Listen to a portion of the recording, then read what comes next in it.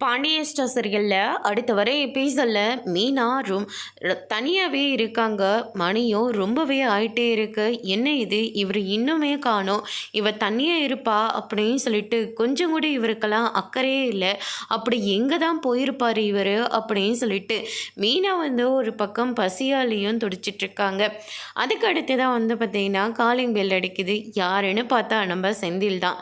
அதுக்கு அடுத்து தான் தடுமாறிட்டே வந்துட்டுருக்காரு. என்ன நீங்கள் குடிச்சிருக்கீங்களா அப்படின்னு சொல்லிட்டு கேட்கவும், ஆமாம், இத்தனை நாள் ஒரு நிலைமையில் இருந்தேன், இப்போ தான் மிஸ்டர் பாண்டியங்கிட்டேருந்து வெளியில் வந்துட்டேன், அதனால தான் என் உயிர் தோழர்கள் எனக்காக பார்ட்டி வச்சாங்க அப்படின்ற மாதிரி சொல்லிடுறாங்க.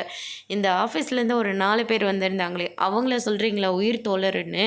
இத்தனை வருஷமாக அவர் உங்களை பெற்று வளர்த்து எவ்வளோலாம் கஷ்டப்பட்டிருக்காரு. அவரை பற்றி கொஞ்சம் கூட உங்களுக்கெல்லாம் கவலையே இல்லையா? ஏன் கவலை இல்லை? விட்டா போதுண்டா சாமின்னு தான் தோணுச்சு. 10 ரூபாய் செலவுக்கு கேட்டாலையும் கொடுக்க மாட்டார். அப்படியே இப்போ நீயும் அதே மாதிரி தான். நேற்று 2500 ரூபாய் சாப்பாடு செலவுக்காக கேட்டேன், கொடுத்தியா? நீ கொடுக்கலல்ல அப்படி. ஆனால் நான் உன்ன மாதிரி கிடையாது. நாளைக்கு வீட்டுக்கு தேவையான ஃபர்னிச்சர் எல்லாமே இங்கே சேர்ந்துடும். சோபா செட்டு, கபோர்டு, அதுக்கடுத்ததாக கட்டில், மெத்தன்னு சொல்லிட்டு எல்லாமே வீட்டுக்கு வந்துடும். அதுக்கெல்லாம் ஏது பணம் அப்படின்னு சொல்லிட்டு கேட்கவும், அதான் யாரும் அப்பா கொடுத்துட்டாருல 10 லட்ச ரூபா பணம், அதுலேருந்து தான் எடுத்தேன் அப்படின்ற மாதிரி சொல்கிறாங்க. மீனா இதை கேட்டு ரொம்பவே ஷாக் ஆகுறாங்க.